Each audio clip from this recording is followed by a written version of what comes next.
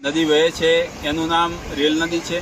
ધાનેરાથી અહીંયા સુધી વહે છે અને અહીંયાથી ખરા થઈ, રાહ થઈ, લખાપુરા થઈ, કમાળી થઈ, ભૂરિયા થઈ, દૂધવા થઈ અને ઢીમા સુધી પહોંચે છે। સવારમાં 7 વાગે ધાનેરા ક્રોસ કરી દીધું હતું।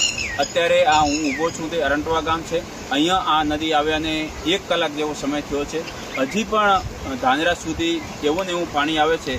માટે આગામી 8 થી 10 કલાક કે 12 કલાક સુધી આવી રીતે નદી વહેશે એવી શક્યતાઓ છે।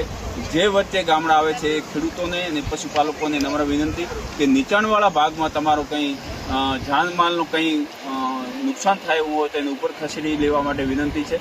વચ્ચે આવતા લોકોને પણ વિનંતી કરું છું કે પાણીનો આવરો વધારે છે માટે નીચાણવાળા ભાગમાં કોઈએ જવું નહીં। કાંઠે ઊભા રહીને દેખી શકે છે। નદી અંદર ઉતરીને જશે તો એમાં નુકસાન થવાનો પૂરેપૂરો ભય છે।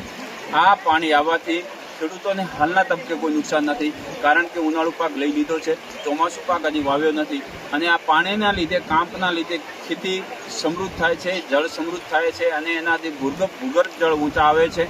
ખેતરમાં કાંપ પણ પથરાય છે। હાલના તબક્કે ખેડૂતોને કોઈ નુકસાન નથી, પણ સરકારી જે જાહેરાત આવી છે એ પ્રમાણે નદીના જે નીચાણવાળા ભાગમાં છે ન જવા માટે આપ સૌને વિનંતી કરવામાં આવે છે અને આગામી સમયમાં 12 કલાક સુધી નદી આવી રીતે વહેશે એવી પણ શક્યતાઓ રહેલી છે। માટે આપ સૌને આ નદીને સાવચેત રહીને દેખવા માટે વિનંતી કરવામાં આવે છે।